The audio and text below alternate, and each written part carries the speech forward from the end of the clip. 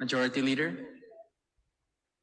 Mr. Speaker, I would like to recognize the guests of Honorable Congressman Edgar Chato and Congresswoman Vanessa Yumentado and Congresswoman Christine Alexi Tutor, all from Province of Bohol. Namely, Manny Salas, Filipino-UK vlogger with channel Break Time with Manny. To the guests of our Honorable Congressman Edgar Chato, Congresswoman Vanessa Aumentado, Congresswoman Alexi Chotor, welcome to the House of Representatives. Sariwang isyo na mahuhuli. Break time, balikan press mo everyday. Break time, so why you chat madadali. Break time, Hoy!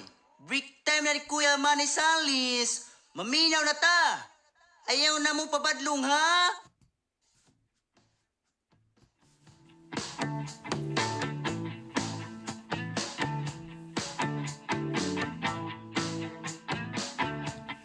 Ikila, kumusta may nga buntag, may ngod to may hapon, may gabi ito mga ka-break time sa tibuok kalibutan. Kumusta mo diha? Mga ka-break time. Diningadlong Lunes mga higala, pitsa 24 sa buwan sa Hulyo, tuig 2023. Mga igsoon. Live ta ka sa itong break time, sa itong Facebook account mga ka-break time, sa itong page mga ka-break time, sa itong TikTok accounts. Kumusta diha? No? Si Jan Canisco, Nicola, si Tommy.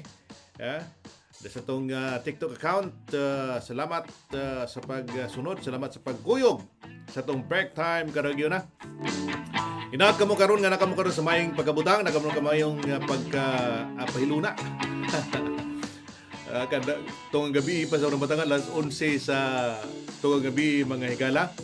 Alas 6 sa buntag sa itong nasod nga Pilipinon, sa itong probinsya sa Bohol, sa itong Suday sa Tagularan. Kumusta mo diha kagabi mga higala? Atong nakauban si First City Councilor Atoy Turalba. At atong naisgutan sa mahigala makalambuan, kabahin asad sa mga programa sa gobyerno, ilabi na ning pagtagad sa mga problema sa atong mga kaigsuunan. Ining nagkadaghang problema sa sakit sa bato, mga igso. May tag si Darna pa kay magkakaon tag bato, musagit na tag, Darna! Darna! Kini mag palabian tagkaon og bato mga ka-break time, kilag bato. Like palabi ka og asin mga higala, ha? Muna nga itong makigsunan, nagdialysis na. Usa na itong gi-project mga higala nga itong mapahinuduman, nga itong mga opisyal mga higala nga dunay tudunay nga kasing-kasing nga naghatag og pagtagad pagtabang sa mga nanginhanglan. Nagpagtabang sa itong mga kigsunan mga higala. Muna itong ikabiliban manggod, no? Sa itong mga opisyal. Mandigid ta mauwaw mo, pahibaw kaninyo mga higala. Kinsa nang perform og maayo nga mga opisyal mga higala naghatag tabang sa mga kigsunan, labi na katong mga kigsunan natong mga kabos nga mga naigi atubang nga mga balatian mga igsoon. Susaman nila ni 3rd District Congresswoman Alexi Tutor mo gina kani ang batasan mga higala ni Alexi Tutor. Unsay makita nimo, unsay imong maobserbahan niya mo gina siya. Ang iyang kasing-kasing dagis pagserbisyo sa makatawhan mga igsoon niya kanang nahisgutan mo tayong dialysis center nga mapahiluna sa tagbilang gatong isgutan uban ni Atoy Tural ba kagabi. Doon na siya gipahiluna nga mga dialysis center sa 2nd District kubo sa programa ni Governor Aris Amintado mahigalaw ni 2nd District Congresswoman Banban Amintado. Sa 1st District mahila mo niya mga programa sa gipanguskan sa ni 1st District Congressman Edgar Chato. Labi na sa 3rd District mahigala kay gawas nga nagpaabot pa nga mapahiluna mga ka-break time kining dialysis center no nga mapahiluna sa gobyerno no diha sa pipila ka mga area nga gitumbok karon sa gobyerno sa tong das Bohol mga igsoon. Ibo mas gihimo ni 3rd District Congressman Tutor sa iyang lugar. Nag-provide sa mga sakyanan, libreng sakay sa mga pasyente nga dalhom mo imuda sa mga pasyente ngadto sa mga ilang mga appointments, mga kabekta sa ospital, diya sa Tagbilaran. Layo pa ka ng bihiya na.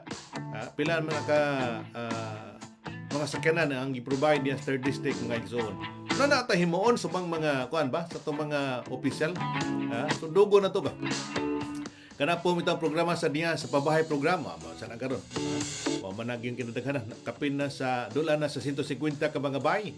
Nga iyang na turnover ngadto sa mga constituente niya sa 3rd district mga igsoon. Salamat kayo sa nagsunod to sa tong TikTok accounts karon na. Shout out lang mo no sa tong mga nagsunod karon sa tong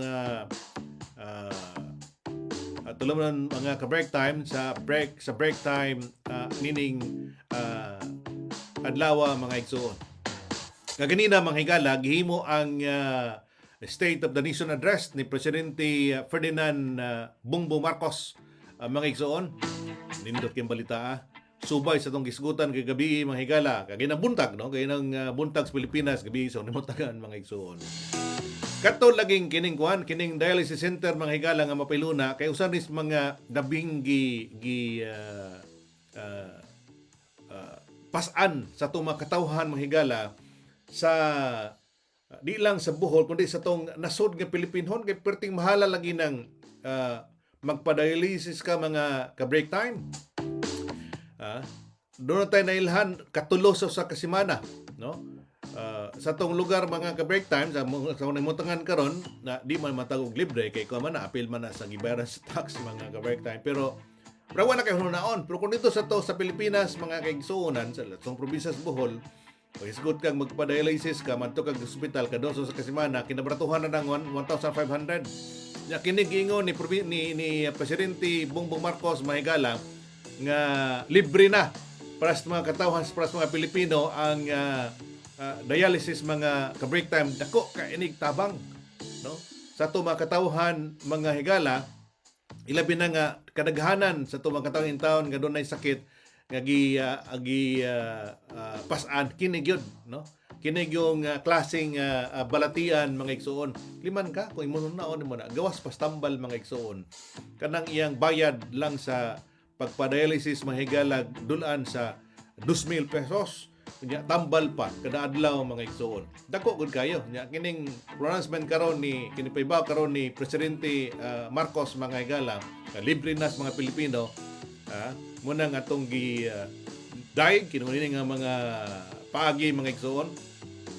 Nga katong labing nakahatag og problema sa makatawhan, tabangan sa gobyerno mga higala. So, muna, no? Muna ang gipalanog ni Presidente Bongbong Marcos. Kaganina siyang State of the Nation Address mga igsoon. Doon ay gihimo kagina, mas mamita na itong mapaibaw sa tumakatawhan mga igsoon. Kining pamahayag kay dinong tantog doon na kay kopya sa kopya sa iyang Sona kaganina para sa tumakatawhan nga nagpaabot ini labi na sa mga OFW makuha man sa ninyo ang kitibukang kopya sa iyang mensahe kaganina mga igsoon mo ni ang mensahe kaganina sa iyang Sona mga igsoon dito sa House of Representatives mga igsoon. Other distinguished guests, mga minamahal kong kababayan, ladies and gentlemen, magandang hapon po sa inyong lahat. 1 year ago today, I stood here before you, setting forth the plans that we have to improve our economy, bring jobs to our people, improve the ease of doing business, recalibrate our educational system to adapt to the new economy, lower and rationalize energy costs, boost agricultural production, enhance healthcare, and continue social programs for the poor and the vulnerable. Let me now report to the people on the successes that we can now lay claim to, and also the challenges that we continue to face. Last year, we emphasized certain strong headwinds that were confronting us along with the rest of the world in our post-pandemic economic recovery. And the biggest problem that we encountered was inflation. Maraming kaganapan sa mundo ang nakapagpagulos sa maayos na takbo ng pandaigdigang merkado. Bukod sa digmaan sa Ukraine, naroon ang patuloy na epekto ng pandemya. Pinalala pa ito ng pagbabawas ng produksyon ng mga bansang pinagkukuhanan natin ng langis. Nang tumaas ang presyo nito, nagsumura na rin ang presyo ng iba't ibang bilihin, ang gasolina, ang kuryente at ang pagkain. Ramdam sa buong daigdig, pati na sa Pilipinas, ang naging pagtaas ng mga presyo ng bilihin noong mga nakalipas na buwan. Sinuri nating mabuti ang sitwasyon. Sa tulong ng ating mga ekonomista, nakapagbalangkas tayo ng mga polisiya na magsisilbing pundasyon ng ating ekonomiya sa mga susunod na taon. Ito ay nakasaad sa ating medium-term fiscal framework na sinuportahan ninyo sa Kongreso. Kasabay nito ang paglulunsad ng mga estratehiya na mapalakas sa kakayahan ng ating mga kababayan at mga sektor ng ating ekonomiya. Nakakita po tayo ng magagandang resulta. While the global prospects were bleak, our economy posted a 7.6% growth in 2022, our highest growth rate in 46 years.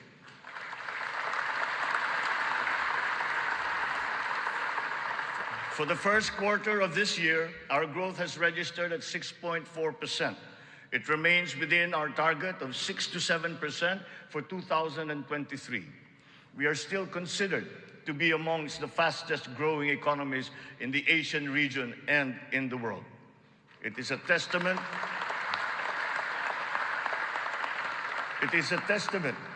to our strong macroeconomic fundamentals.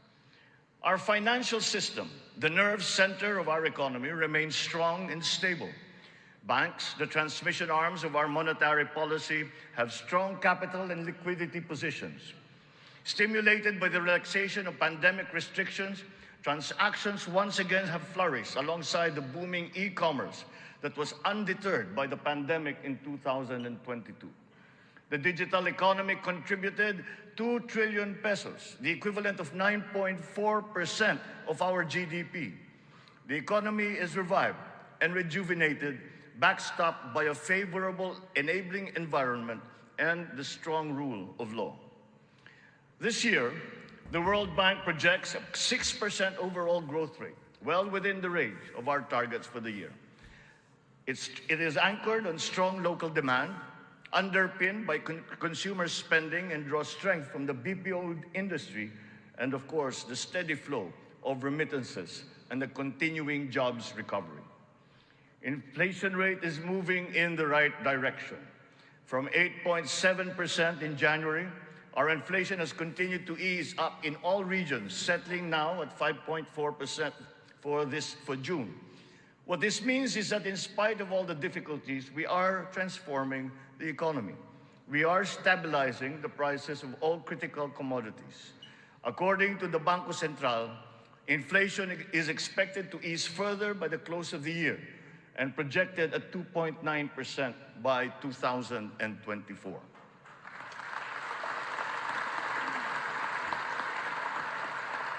On matters of the economy, there are many things over which we have no control. But over those where we do have control, we are doing everything we can. Puspusan ang ating ginagawa upang pataasin ang produksyon ng ating ekonomiya. Pinapalago natin ang mga industriya. Dinadagdagan natin ang mga infrastruktura upang mas mapabilis ang daloy ng mga produkto at ng serbisyo. Higit sa lahat, pinapalakas natin ang kakayahan ng mga mamamayan upang mapaganda nila ang kanilang pamumuhay. Ito ang punot dulo ng ating Philippine Development Plan. Investments in public infrastructure and in the capacity of our people through food, education, health, jobs, and social protection remain our top priority. For this year, economic and social services were allocated almost 70% of the national budget. Higher revenue collections will be critical in our bid to bolster public investments. Under our fiscal framework, we envision our tax and revenue efforts to further increase to up to 16.9% and 17.3% by 2028. Revenue generation has improved this year. From January to May, the Bureau of Internal Revenue has posted record collections amounting to 1.05 trillion pesos, an increase of almost 10% over the last year. For its part, the Bureau of Customs has also increased its collection by 7.4% for the first 7 months of 2023, amounting to 476 billion pesos. Since July 2022, we have seen increased revenues from PAGCOR of 47.9% and from the PCSO of 20%. We therefore seek, once again, the continued support of Congress to enact into law the policies and reforms under our fiscal framework. Sa mga nakalipas na buwan, nakita natin ang pagbaba ng presyo ng bilihin sa iba't ibang mga sektor. Napatunayan natin na kayang maipababa ang presyo ng bigas, karne, isda, gulay at asukal. Malaking tulong ang Kadiwa Store na ating muling binuhay at inilunsad. Ang layunin ng Kadiwa ay pag-ugnayin ang mga magsasaka at ang mga mamimili. Walang iba pang namamagitan. Wala nang dagdag na gastos at patong. Maganda ang kita ng magsasaka, nakakatipid din ang mga mamimili. Sa mahigit 7,000 kadiwa na idinaos sa buong Pilipinas, 1.8 million na pamilya ang nakinabang sa mababang presyo ng bilihin. Sa kabuuan, halos 700 milyong piso ang naging benta ng mga ito na nakapagbigay ng hanap buhay sa mga membro ng mahigit 3,000 na kooperatiba at samahan. Maganda ang nakita nating resulta, kaya papalawigin pa natin ang Kadiwa sa buong bansa. Kamakailan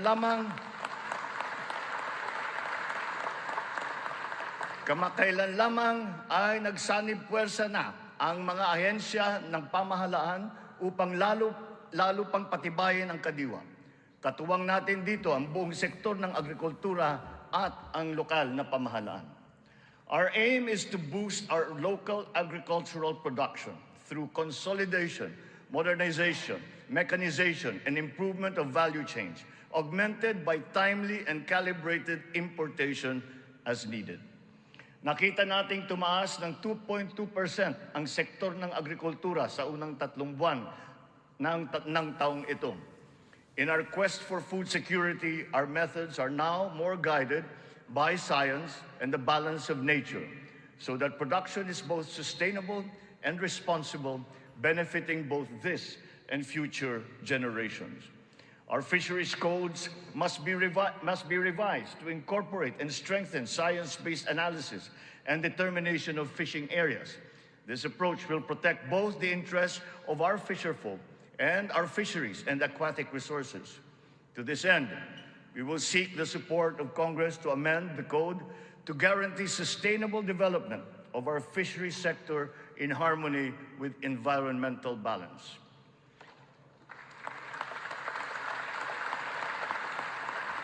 Motoy usa sa mga punto lang sa gipalanog sad ni Presidente Marcos mga igsoon kami natong baratong baligya no sa mga merkaduhan labi na sa pamaligang bugas ubos sa Kadiwa program sa gipatuman sad ni BBM kaya gipalapdan ngadtos mga ngadtos kalungsuran mga igsoon. Una ta mo sumpay pa sa dugan niya mensahe kaganina kabayan sa itong mga OFW at ang ninyo doon na sa gisgutan niyang unsa ang ikatabang sa OFW sa itong nasod nga Pilipinon. Magpabugnaw sa ta.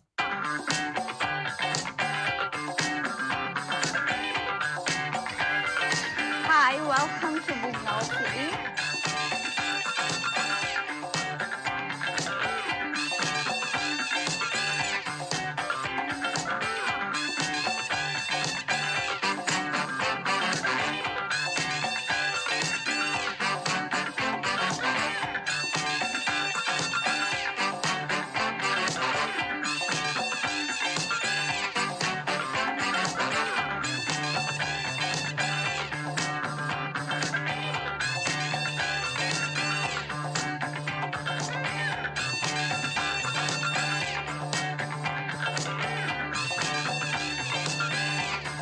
Bugnaw TV, only here in Anda, Bukong.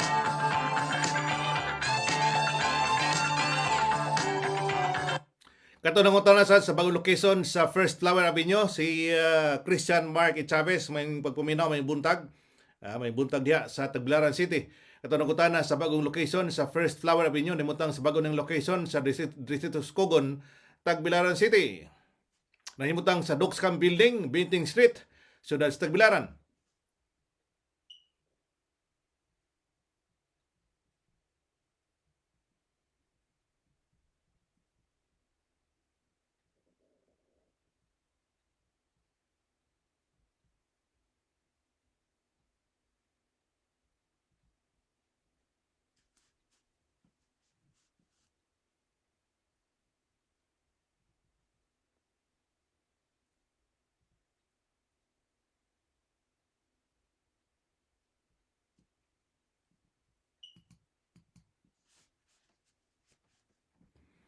Salamat kay sala nagpadagan man nagpaminas tutulmanon karagyo na alas 11:25 na sa kanimutangan.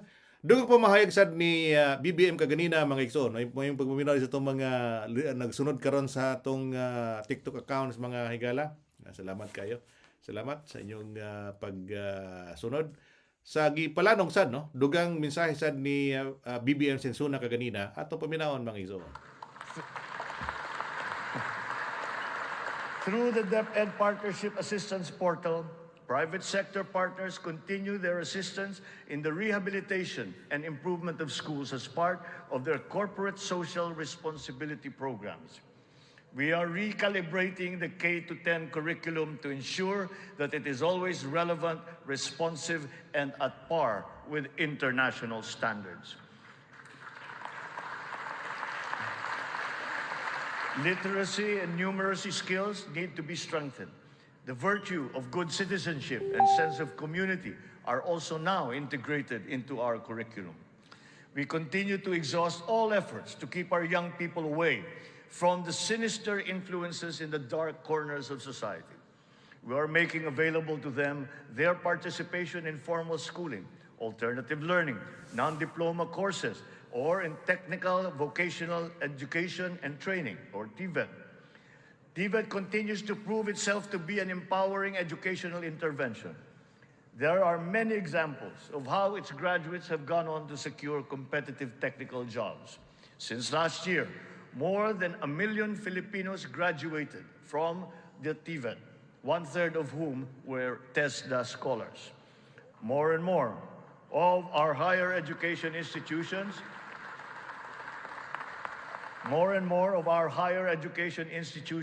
have reached world-class status. This year, 52 Philippine HEIs have been included in the World Universities rankings compared to just 15 last year. We will not let a student's financial constraints be an hindrance to his or her education. We have activated social safety nets, such as skills development training and youth employment programs. Tertiary education in state universities and colleges will remain free for our qualified students.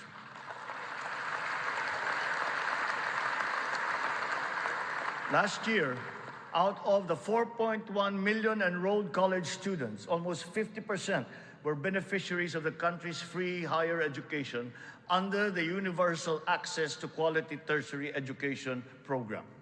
Deserving and talented students without the financial capacity to attend school will not be left behind in this education agenda. A culture of innovation, working hand in glove with a culture of entrepreneurship, must be fostered. This is Philippinovation. Science and technology, especially R&D, will be at its foundation. The DOST leads the development of our capabilities in science, technology, and innovation. Science and technology-related scholarships are made available for the talented and technically gifted students from high school all the way to graduate school. To address the challenge of staying at the cutting edge of technology, 44 renowned Filipino scientists in diverse areas of expertise have returned home under the Balik Scientist program. They will undertake research in various priority fields and will be supported by upgraded facilities and R&D funding.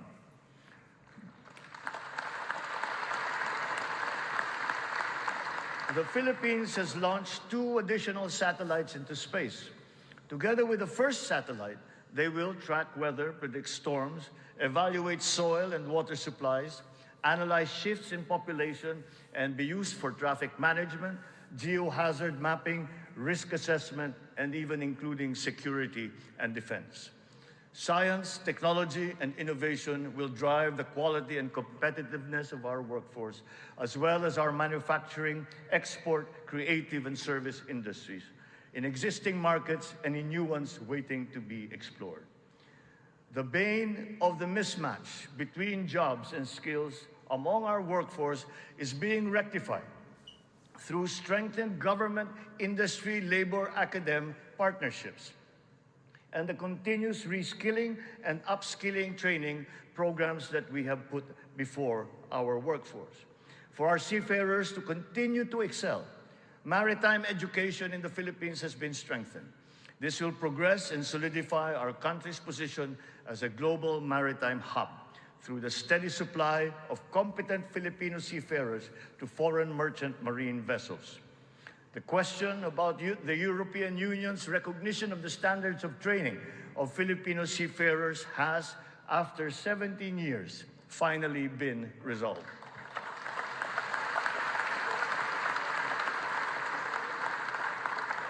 This development now effectively maintains the Filipino seafarers' distinct competitive advantage in the global shipping labor market. To address the current shortage of healthcare professionals in our country and to help us achieve our goal of universal healthcare, we are greatly expanding our medical and nursing education programs. We will push the envelope even further. We are helping nursing graduates hurdle their board exams so that they will obtain their licenses and join our pool of healthcare professionals. Ang kalusugan ang ikalawang armas para sa lakas ng pangangatawan ng bawat Pilipino. Isinusulong natin muli ang kalusugan ng Pilipino. We are now refocusing our health priorities, applying the lessons learned from the pandemic and addressing the weaknesses that it has exposed. Healthier communities and lifestyles are our advocacy. We have launched convergent programs to address hunger and nutrition-related issues amongst our people, especially the children, like stunting and wasting. Last week, we introduced the pilot food stamp program, which seeks to supply the nutrition needs of the million most food-poor Filipinos. The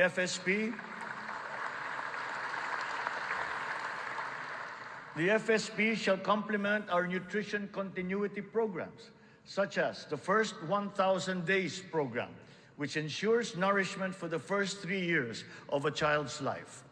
The supplemental feeding program is for our children attending daycare centers.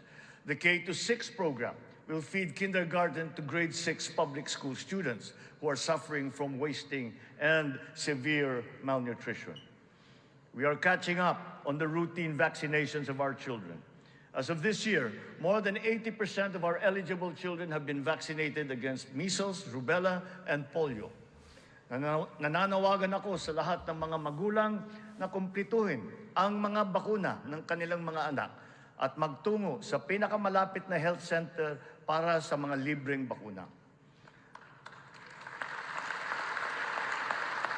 The whole of society must exert efforts to suppress the alarming rise of tuberculosis and HIV/AIDS. To stem the tide, the strategic plan is to ensure early diagnosis and treatment and ample testing sites and medications. Our healthcare system is undergoing structural changes. Public health facilities are being increased, both in number and in capability. Last year, more than 3,400 projects were completed. To improve capacity for specialized medical treatment, specialty centers in various fields are being established and integrated into our government hospitals. And in the last year, additional 60 specialty centers have been opened to the public. Just last week, we inspected the site of what will soon be a 5-hectare multi-specialty center in Pampanga, which will specialize in pediatrics, cardiology, kidney, and cancer treatment.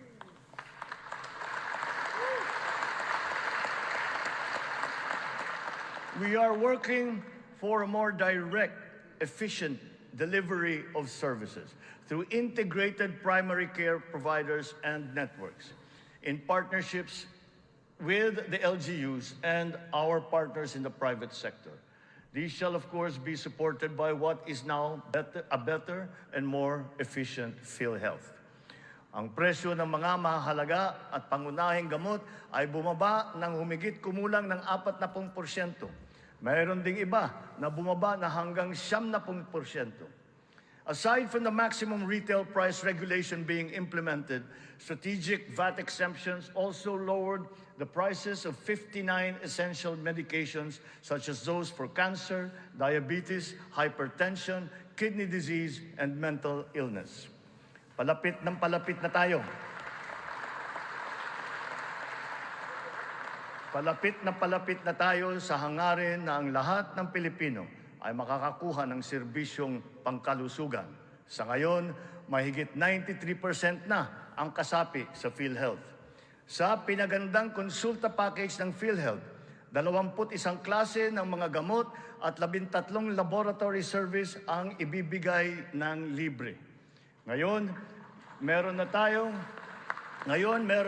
mahigit 2,000 konsulta center sa buong bansa.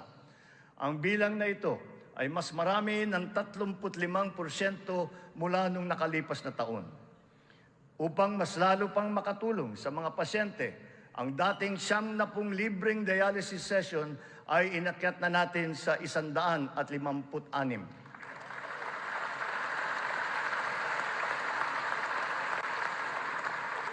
Mga kababayan, libre na po ngayon ang dialysis para sa karamihan ng Pilipino.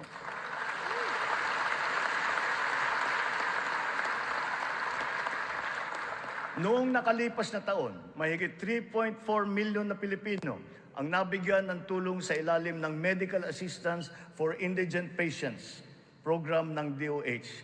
Tinutugunan natin ngayon ang ating kakulangan sa mga doktor at mga nurse sa pamamagitan ng mga reforma sa edukasyon, patuloy na pagsasanay at paniniguro sa kanilang kapakanan. Naglagay po tayo ng doktor sa halos 200 munisipyo sa bansa. Lalagyan natin din ng doktor ang natitirang 19 na bayan na wala pang doktor. Upang masuklian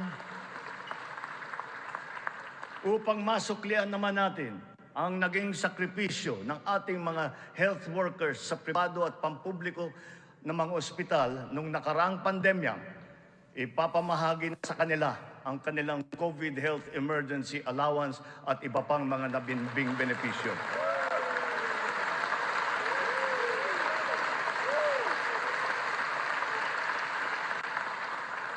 Kasabay ng pangangalaga natin sa edukasyon at kalusugan ng ating mamamayan, tinitiyak din natin na may sapat at magandang hanap buhay sa loob at maging sa labas ng bansa. As of May this year, our employment rate rose to 95.7%, clear proof of the improvement from the severe unemployment that we experienced during the height of the pandemic. Employment then was at a low of 82.4%. But even with our current high level of employment, we must do more. We will generate additional jobs for the remaining 4.3% of our workforce, as well as for the 11.7% underemployed Filipinos seeking better employment opportunities. Under the banner of our fast-growing economy, we are aggressive in our investment and business promotions and facilitations. For that, we have not limited ourselves to the local economy, but we have looked to the global economy for partnerships and agreements.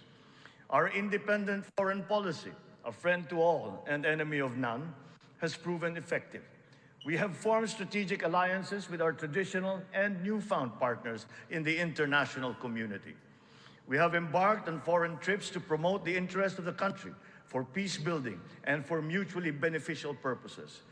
These economic missions have yielded an estimated total investment value of 3.9 trillion pesos or 71 billion US dollars, with a potential to generate 175,000 jobs.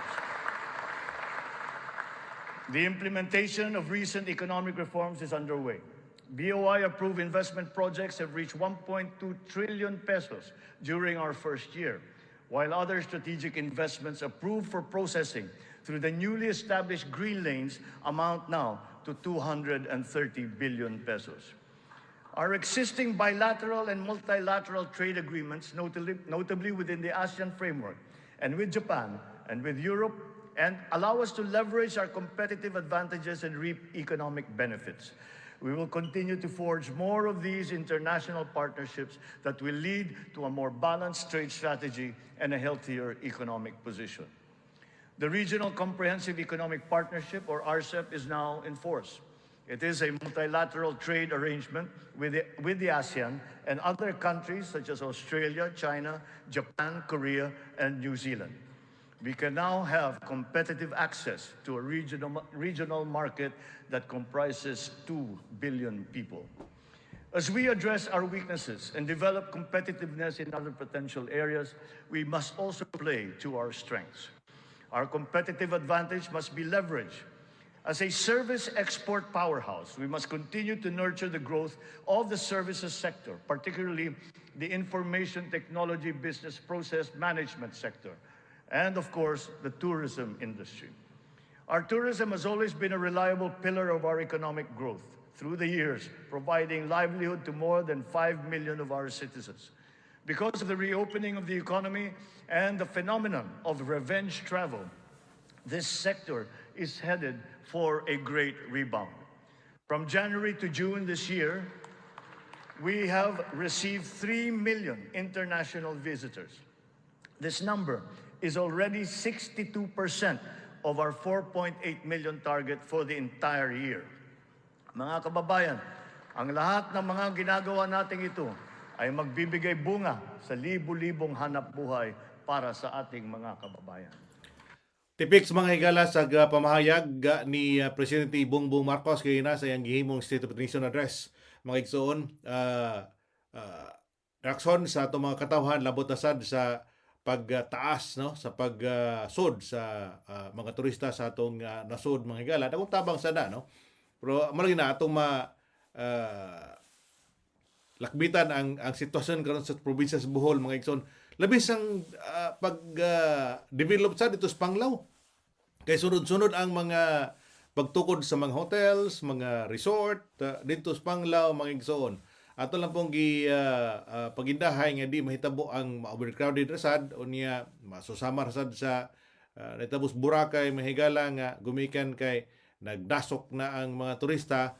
Na problema na sa ato mga katawa ang mga turista inig ubog na sa dagat dito gumikan kay taas sad ang ikulay mga ka-break time, no, sa tubig. Nga gimoto hinungdan sa pagsara bitaw sa pila ka buwan dito sa Boracay mga igsoon kinundom mo na to.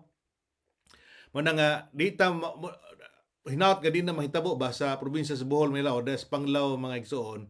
Kaya ang kalabuan karon sa Panglao mga igsoon na nakaron sa mi boom na pag-ayo, no? Human sa katong sa COVID mga igsoon nga totally nawagod na was mapa mahigala pagbalik na sad karon mga igsoon sa kanang operation sad, no, pagsodas mga turista ang Bohol usas mga boom sad mga last turista sa tourism pagkaroon mga ka-break time. Hinauta nga mapadalip sad in terms of ang sitwasyon na sad sa environment sad sa maong lugar mga higala. Nganong ato ni nalakbitan? Doon na mo kita na istorya usas mga operator sad sa resort di sa Panglao mga igsoon. Kamatod pa diha na kita paingon, no? So sama sa Boracay Mahigalan gamang isla na puno dito develop ang lugar.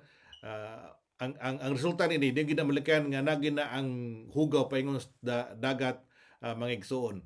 Pagkakaroon gani ang mga local tourist doon na sa mga reklamo nga di lagi pud lagi kuno yanong makalusot-lusot diha sa ilang dagat mo lagi na atong ipahinumduman ngadto sa mga resort operators mga higala nga wa na niyo nagipanagiyan ng yuta, wa na niyo gipanagiyan ng baybayon, no?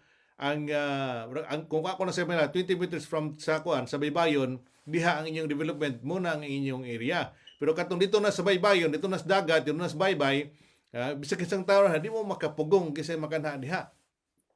Muna ipahinumdum sa nato nga matugiran sab sa Department of Environment and Natural Resources nga monitora sad kuno ni.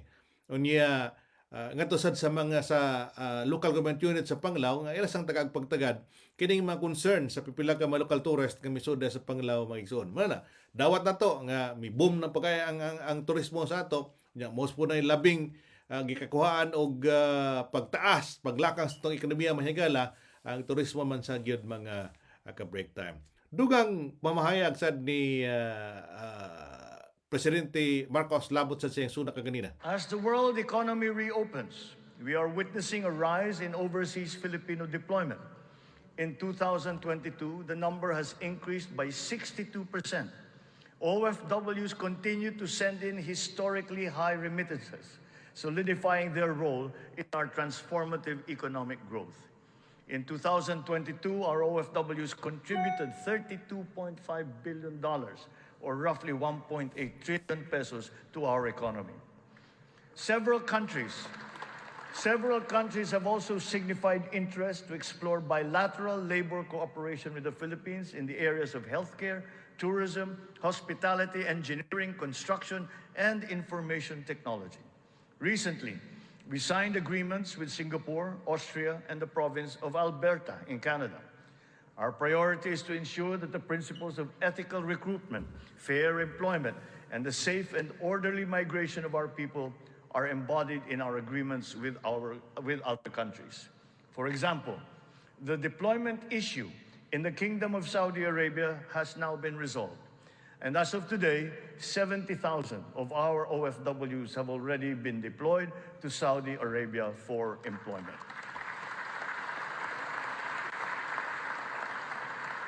Moreover, the unpaid salaries and other related claims of some 14,000 OFWs who have been put out of work in Saudi Arabia during the pandemic are now being processed.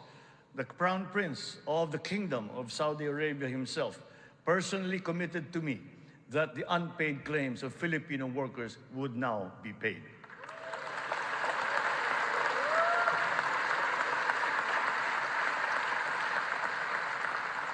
The continued employment of some 50,000 workers and the deployment of many more Filipino seafarers aboard EU vessels has also been assured.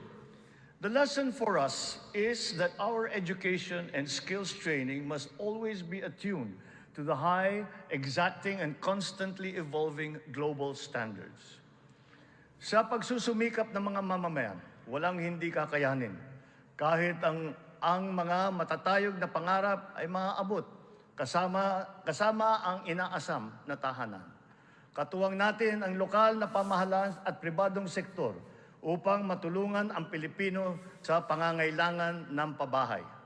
Patuloy ang serbisyo ng Pag-ibig Fund upang makatulong sa kanyang 15 milyong membro para makabili ng bahay. Sa nakarang taon, mahigit 100,000 ang kumuha ng housing loan sa Pag-ibig na nagkakahalaga ng 117 billion na piso.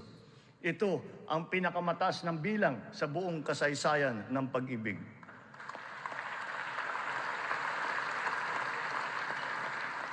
Itong nakalipas na taon, mahigit 148,000 na kabahayan at mahigit 30,000 mga Certificate of Eligibility of Lot Award ang naipamahagi sa Luzon, sa Visayas at sa Mindanao sa ilalim ng sari-saring mga programang pabahay ng pamahalaan. Mahigit 35,000 residential free patent at agricultural patent titles naman ang naibigay sa mga benepisyaryo nito sa buong bansa. Hindi pa dito natatapos. Papalawigin pa natin ang ating programa sa abot-kayang pabahay, lalo na para sa mga mahihirap nating kababayan. Itong nakalipas na taon, inilunsad natin ang pambansang pabahay para sa Filipino Housing Program o 4PH.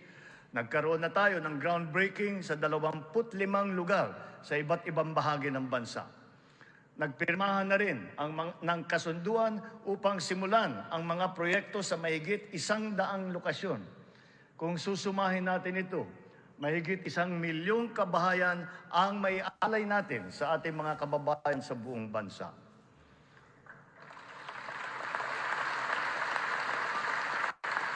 The building blocks of progressive, livable, and sustainable communities will never be complete without appropriate and responsible action to mitigate and to adapt to the effects of climate change. Alas 11:49 na sa akong namutangan mga ka-break time sa gabi. Kining programa sa pabahay program, kining programa pabahay program mga higala. Kining yung sa kining sa 3rd district Migson, more than 140 nga balay na nga turnover ni Congressman Tutor diha sa 3rd district.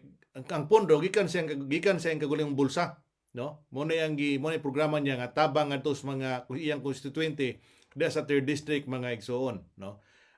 Kini programa sa pabahay program sa gobyerno, ang pondo nining gamiton di ka sa gobyerno, no? Unya nakanindot lang ang nakapabor lang gyud mga ka break time diha sa 3rd district kay kugihan kana inyong kongresista diha, buotan ninyong kongresista diha o niya matinabangon kayo o niya manggiluyon sa mga nanginhanglan diha sa 3rd district mo na naka pabor niyo diha sa 3rd district kay naka angkod mo og usa ka opisyal nga kasing-kasing nasa to mga yanong nga mga katawhan diha sa 3rd district mga ka-break time. Muna dihang napita. Muna dihang napita mga igsoon. Alas 11:51 na sa tungang gabi sa Konibutangan. Tungang gabi na ba na ito? May pagpinaw din sa itong mga nagsunod sa TikTok accounts karayo na. Salamat sa pagsunod. May pagpuminaw din sa itong mga tigpuminaw sa Dubai. Kumusta diha nila ni Mark, ni Maiko Arkay diha, no? Ni Cham Cham. Si Ma'am Inday Bayo diha sa Dubai. Mga igsoon diha sa Canada. Kumusta? Kumusta diha? Diha sa Singapore, diha sa Australia. No? Sa itong mga suking tigpaminaw dihang dapita mga igsoon. Salamat kayo sa inyong pagsunod atong panag-uban karong higayuna mga ka-break time. Daghantag mga nakuha nga mga maayong balita sa suna ni Presidente Marcos mga igsoon. Para sa mga OFW, dunay mensahe sad atong ipadangat kanyo. Di kita atong mensahe gikan ni First District Congressman Edgar Chato mga higala. Labot na sa mga OFW nga kung doon na mo yung mga concern, doon na mo yung mga problema ang ikapadangat, doon mo sa opisina ni Congressman Edgar Chato, ano sa matabangan mo sa mga concern sa mga malas kinabuhi, matagaan na yun o pagtagad sa itong mga kugihan ng mga opisyal, mga higala nila ni Congressman Edgar Chato o kahan ni 3rd District Congresswoman Alexi Totor. Bukas sa kanunay para sa atong mga OFWs nga dunay mga concerns diri sa ato o bisan din ha sa gawas nga nagkinahanglan og tabang sa atong mga embassies, atong mga consular offices, apil na ang mga polo centers nato. Tungod kay ang mga department officials mo anhi sa Kongreso every now and then para sa mga balaod nun nga gipasa, labi na sa atong mga migrant workers. Kaya doon na naman tayo bagong Department of Migrant Workers, kuyog ni Secretary Ople, ubos sa administrasyon ni President Bongbong Marcos. O dinhi sa atong House of Representatives, sa Speaker Martin Romualdez, mao ang atong nagdumala o ang atong lalawigan sa Bohol, kanunay nga nagasuporta usab sa mga programa para sa kayuhan sa mga OFWs. So, ang mensahe sad ni 3rd District Congresswoman Alex Totor para sa mga bayaning OFW. Sa ato ang mga OFWs nga all around the world.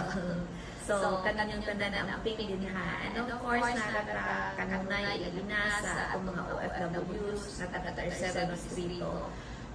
Abre na ang ato ang LGU nga mag-cater sa inyong mga concerns and issues that if gusto mo, we are also open. And we have also ato ang partners, si Manny sa Break Time with Manny. You can also have your concerns with him. Pwede ninyo sumbungan is the term. Pwede ninyo sumbungan si Kuya Manny sa mga concerns sa ninyo. So anyway, naarata permanente ang atong opisina, abrila sa kanunay. And of course, my support being also ang father was an OFW. I do feel your sentiments and I do feel the concerns and the issues being a daughter of a former OFW. So sa nanan na OFWs nga na niya ang tinis sa kanunay. Salamat kayo. Bakit nag-tack-ops to panaguban ka yun na sa tulmon sa break time nining adlaw mga igsoon. Hangtod sa sunod gagyon, magyapon ning dagway yung makita. Magyapon ning magyapon dagway yung makita in taon. Kuto ta diha. Bitaw, salamat kay sa inyong pagsunod, salamat kay sa inyong pagkuyog sa kong break karong higayuna. Katupadayon ko katupang pag decide na sa Pilipinas nga di na pugos ang paggamit og face mask. Atong yes tumakatawhan og di man pod kuan di po gadak pod og gamit ka kinahanglan sana. Ato kita maguna sa tong sitwasyon ikaw magproteher sa kagulingon kung mogamit kag face mask ang pagkakarong higiyon na mas gikinahanglan pa gyud na magyuban migawas pugod na umi kay dunay mga reklamo nga pugos ang paggamit pero ato kita na mahila pabor sa atong kagulingon nga magamit ang face mask mga igala. Di na takotob, kini si Manny Salis, may kaninyo, may buntag, may ngudto, may hapon, may gabi ito mga ka-break time sa tibuok kalibutan.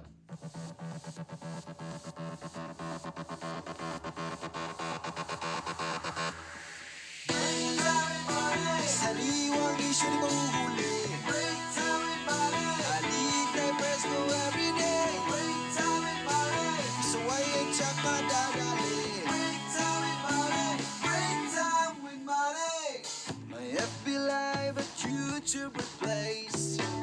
Siguradong swak up to date. Sa Pinas man o sa buong mundo. Sa break time, sama-sama tayo. Sariwang isyu di mahuhuli. Alit na press ko everyday. So I ain't check my dadali. Ekonomiya, kalusugan at publiko. Sama mo na rin ang politiko. Mga balitang kailangang alamin. Sa break